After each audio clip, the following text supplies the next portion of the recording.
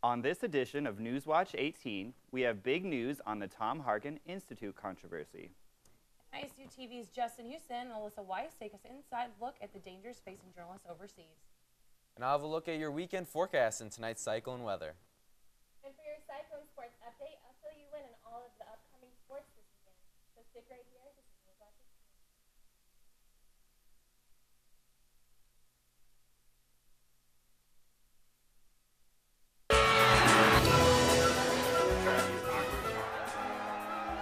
Newswatch 18 starts now.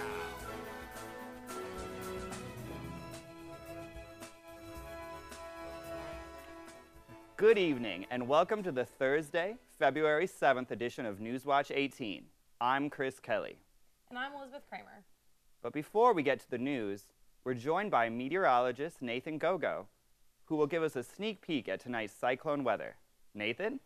Yeah, it was a nice day, or kind of dreary day today, actually, and those clouds will stick around tonight. Right now, we're currently at 28 degrees with mostly cloudy skies, looking at the graphics. Winds out of the north at 15 miles per hour. Local temps across the area, 28 here in Ames, 31 down in Des Moines. So those temperatures won't get too low tonight. I'll have more on the forecast later in the show. Back to you guys. Thanks, Nathan. Current Senator Tom Harkin has decided to call off the donation of his congressional papers to Iowa State University. The Iowa Democrat said proposals restricting research at his Tom Harkin Institute have damaged its potential success at Iowa State. In response, the Harkin Institute's advisory board voted 5-1 with 2 abstentions to recommend that Harkin not donate his papers. Controversy first followed when the Iowa Board of Regents created the institute in April 2011 with the name of a sitting U.S. Senator. President Stephen Lee said he was disappointed by the decision and that it was unrealistic the Harkin Institute would bear the senator's name. Lee also believes the institute will have to be renamed. Harkin has served as a U.S. Senator since 1985 and has announced last month that he will not seek re-election for a 6th term in office come 2014. Getting stories from the Middle East is a tough job, but they're important stories. ISU TV's Justin Huston tells us more. American journalist James Foley is still missing after he was taken hostage last Thanksgiving in Syria. He has yet to be released, according to Reporters Without Borders. Reporters Without Borders tracks journalists like Foley and others that go missing while doing their jobs abroad. Civilians do not sign up to fight in a war in the Middle East. They went there to do a job. For a long time, they've been considered essential and neutral agents during conflicts, just like the Red Cross. In recent years, however, certain groups around the world have increasingly kidnapped civilians, and journalists in particular, to gain attention. One of the objectives of any, shall we say, militant group, let's put terrorism aside, but any militant group, a non-state group especially, which is what they all are, is that they want their presence known. They want the issue with which they're concerned placed on the global agenda, and this is a terrific way to place it on the global agenda. So far, in only 2 months this year, 7 reporters have been killed and 192 have been in prison in the Middle East. Compare that to 15 journalists being killed in 2003 in the same region. Human rights and press freedom activists are alarmed at this trend and denounce the attacks on the media, like the kidnapping of NBC's Richard Engel last December in Syria. If we think those people in uniform are the ones involved in war, that's just a pleasant fiction. I mean, we're all involved in war. Holding civilians hostage to gain leverage against an enemy isn't a new tactic, but it has intensified over the last decade. While many journalists from around the world report in hostile areas on a daily basis without incident, the increase in the persecution of journalists is worrisome for those who consider freedom of information one of the most important freedoms. With Alyssa Weiss, I'm Justin Huston, ISU TV. Agricultural researchers at Iowa State have received a multi-million-dollar grant to combat a soybean disease that has cost farmers millions. Sudden death syndrome. The Department of Agriculture's National Institute of Food and Agriculture awarded a grant of over $5 million to genetically modify soybeans in order to fight off sudden death syndrome more effectively. The international team will consist of 9 Iowa State researchers, including the Associate Professor of Agronomy, Madan Bhattacharya, who will lead the team. Ames residents and Iowa State students alike are in for a long-awaited treat. Dunkin' Donuts has announced its Ames store will open their doors on February 20th. Dunkin' Donuts is no strange to Ames, however. The popular donut franchise had a store in Ames over 20 years ago. The new Dunkin' Donuts is located in the old Taco Bell building at the intersection of Sheldon and Lincoln Way. Renovations to the building began in late October and could be completed as early as next week. To add to the good news, the store will be open 24/7. Notice any strange-looking birds on campus lately? Well, you're not alone. Several guinea fowl have been roaming the Iowa State campus since a group of students discovered them Monday night. The domesticated birds originate from Africa, but it is not unheard of for them to be kept by farmers. Guinea fowl are described as a ground-nesting, insect and seed-feeding pheasant-like bird with dark plumage and dense white spots. Many Iowa State students would admit losing their patience in waiting for the next Cyride to come around. Well, thanks to NextBus, those days will come to an end.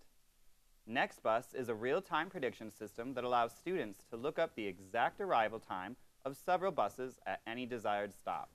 The system utilizes live feed from GPS satellites and computer technology. Currently, NextBus runs on AT&T and has received positive feedback from students who have utilized the system. Cyride has also announced that they will introduce their new accordion buses later this month.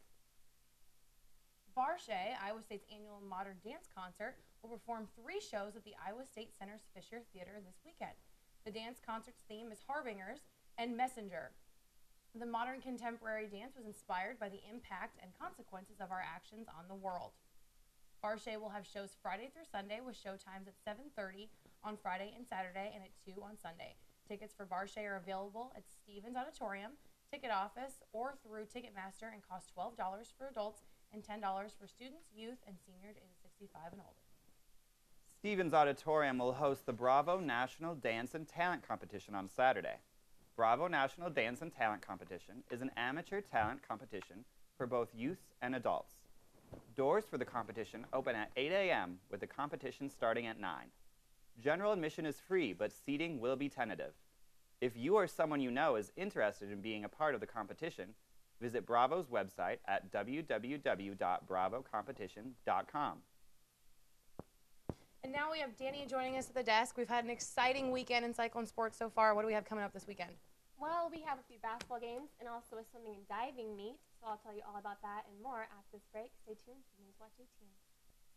The 25th ranked Lady Cyclones led a balanced attack against Texas and beat the Longhorns 68-48 last night in Austin. Anna Prince scored a season-high 19 points, reaching the 1,000-point plateau. Nikki Moody had 15 points, Bryn Williamson had 12 points, and shut down the Longhorns' leading scorer, Cassidy Fussell. With 19 minutes left in the game, Prince sunk a 3 that increased the Cyclones' lead to 18. Texas was able to work its way back within 10 points with 7 minutes to play, but a couple three-pointers from Moody and Williamson sealed the win for Iowa State. The Cyclones played one of their best halves of the season before intermission and scored the last 15 points of the first half, while Texas hit a cold streak and missed their last 9 shots. Iowa State is tied for third in the Big 12 with Texas Tech and hosts Kansas State this Saturday in Hilton at 1. The Iowa State men's basketball team started the month of February off right with a demanding victory of 83-64 on Monday. The game couldn't have ended sooner for Oklahoma. The 16-6 Cyclones returned to action Saturday as they traveled to Kansas State. The last time these two teams met in January when the Cyclones upset the then 11th-ranked Kansas State Wildcats 73-67. Will Clybourne tallied 24 points and 10 boards to lead Iowa State to a win at Hilton. Clybourne recorded his 5th double-double of the season and scored 17 points in the second half to hold off Kansas State. Clybourne has continued to be an offensive force for the Cyclones as he was named the Big 12 Rookies of the Week for the second straight time this Monday. Clybourne has won the honor 3 times this season and has registered a double-double in 3 of his last 4 games, averaging 20 points and 9 rebounds in that span. You can catch the game against the Wildcats Saturday at 5 on ESPN2. Hilton Coliseum will host a special event tomorrow night. ISU TV's Alan Fidelki has the details. Friday night, wrestling meets gymnastics at Hilton Coliseum for the 4th edition of the Beauty and the Beast event. Beauty and the Beast has drawn many fans in the past. Wrestling coach Kevin Jackson and gymnastics coach Jay Ronayne expect the same Friday night. You know, even from a fan's perspective, you know, there's some people that really are locked into gymnastics and, you know, are sold out for what that program presents. And then there's some fans that are locked into wrestling. And so is not only you know, a different dynamic, but it's a different cross section of sports fan. But it's really, really neat because I think we're going to have quite a few just straight out Iowa State fans that are going to be cheering for both teams to do real well. When Beauty meets Beast Friday night, Ronayne feels his team won't be distracted. Just the electricity that ends up in Hilton Coliseum. It's probably the most exciting time that our athletes feel. Yeah, it has been in the past, and I would anticipate being just as electric and maybe even more for this one. Beauty and the Beast begins Friday night at 7 p.m. at Hilton Coliseum, with gymnastics taking on number 2 Oklahoma and the wrestlers against in-state rival UNI. Alan Fidelki, ISU TV Sports. Admission is free for all students for the event. The Cyclone swimming and diving team will head to Kansas to compete in its last dual meet of the season. Iowa State will face Big 12 rival Kansas in a 2-day matchup, which will be good practice for both teams, with the Big 12 championship meet just around the corner. Swimmers have seen Kansas once already this season at the Kansas Classic, where the Cyclones finished 4th and the Wildcats placed 2nd. The Clones are hitting the pool after 2 big back-to-back losses against Nebraska-Omaha and in-state rival Northern Iowa at home. It will be Iowa State's last chance to fine-tune before the championship meet. That's all I have for your Cyclone Sports update. So, Nathan, how's the weather looking this weekend? Well, we saw a little bit of rain today, but we're going to see another shot for rain this weekend. See how that's going to affect your weekend plans after the break. You're watching Newswatch 18. Welcome back to Newswatch. We saw a bit of a jury day today. We actually got about 1/1000th of an inch of rain. 28 degrees right now, mostly cloudy skies, and those clouds are going to stick around tonight. We're going to see a little less clouds. Those clouds will decrease by morning tomorrow, but right now, currently 28 here in Ames, 27 up in Fort Dodge. Not too bad. We're not going to get too low tonight. Those clouds are going to allow us not to get too cold for us tonight, so that's pretty nice. Out there, currently across Iowa, clouds and radar show we're socked in with clouds, and these are going to stick around again for tonight. These are going to start pushing eastward as we saw that rain. That system pushes eastward. That gave us that rain early this morning.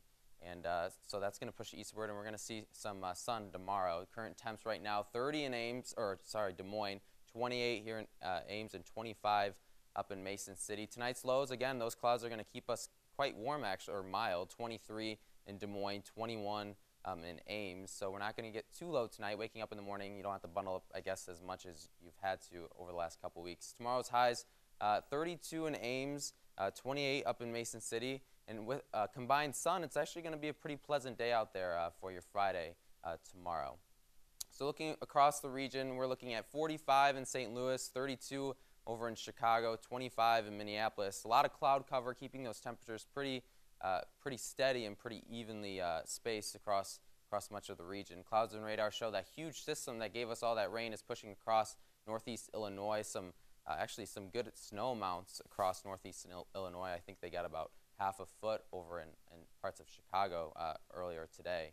High pressure is going to build into the area tomorrow, and that's going to lead way to a lot of sun for tomorrow. Those clouds are going to, again, decrease by late morning, early afternoon. Until we see another system come in Saturday, those clouds will start to increase by Saturday afternoon. Saturday morning is going to actually be pretty nice and quite warm in the 40s, but once that system moves through, we're going to have another shot for rain. And actually, it might not be as exciting here as off to the northeast, as a system's bringing literally feet of snow off to places like Boston and New York City. They could see up to maybe 2 to 3 feet. So if you want exciting weather, maybe take a drive over in that neighborhood. 21 right now tonight for the low, mostly cloudy, breezy. And then tomorrow is actually going to be pretty nice. We're going to start off the day again at 21, 27 by noon with a little less clouds. And then 4 p.m. should be mostly sunny skies at about freezing, 32 degrees. So that's where we're gonna top out tomorrow. Increasing sunshine, pretty pleasant out there. Pretty nice day for Friday, and then Saturday and Sunday warming up. And that's where we have that chance for some rain Saturday into Sunday, with temperatures pretty mild in the 40s. But otherwise, after that, we quiet down Monday and Tuesday with mostly sunny skies. Back to you guys. Looking to make a Valentine for that certain special someone? The workspace at the Memorial Union will hold Prescription for Love. Students at the event will be able to turn prescription drug bottles and caps into fun and unique Valentines. The workshop goes from 10 p.m. until 4 a.m. and cost just $2. Prescription bottles and caps, as well as decorating materials, will be provided. Participants can take up to 5 Valentines for their special someones. And that's all we have for tonight's edition of Newswatch 18. Be sure to turn to us on Tuesday at 8 for more Cyclone news, weather, and sports. Have a great weekend, Ames.